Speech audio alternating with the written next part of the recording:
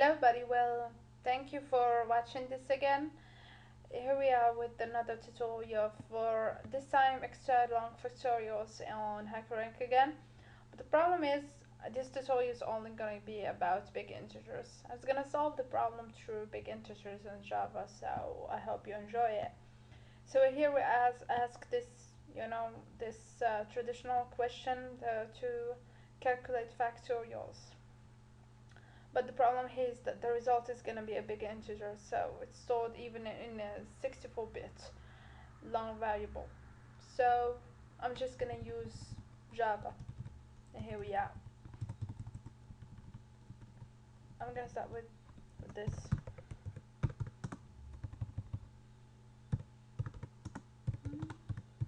Use scanner to get my inputs in. So once I got my inputs this ready, I'm gonna do the function is gonna calculate the factorial for n.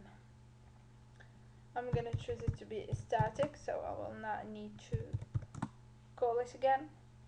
What you're gonna do, like normal life, you're gonna do int. This is a problem because what's gonna return is a big integer, not just an int. So this is what this is gonna take place. But it's gonna take only an n between 1 and 100, which is just an integer.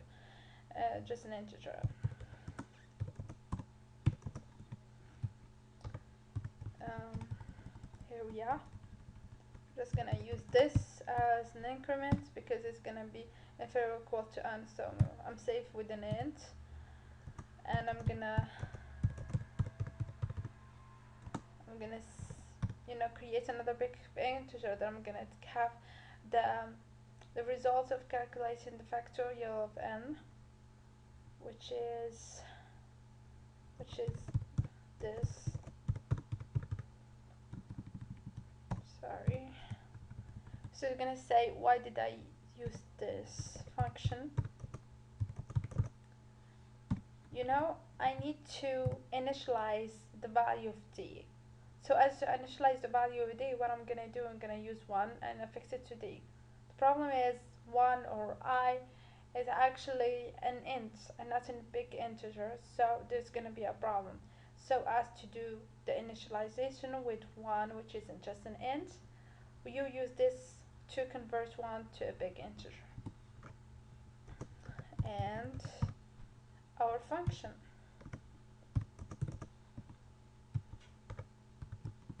which is actually just a normal function. Here we're gonna do something a little bit confusing for you if you're not familiar with big integers. Okay, there's something wrong. And why did I use this? Because I can't use this. This is wrong. Why? Because I is just an int and d is a big integer. So what we're gonna do is I'm gonna use this again for I, because I need to do this. This is just an algorithm. Like for factorial, I'm gonna calculate this into this, and this is actually it.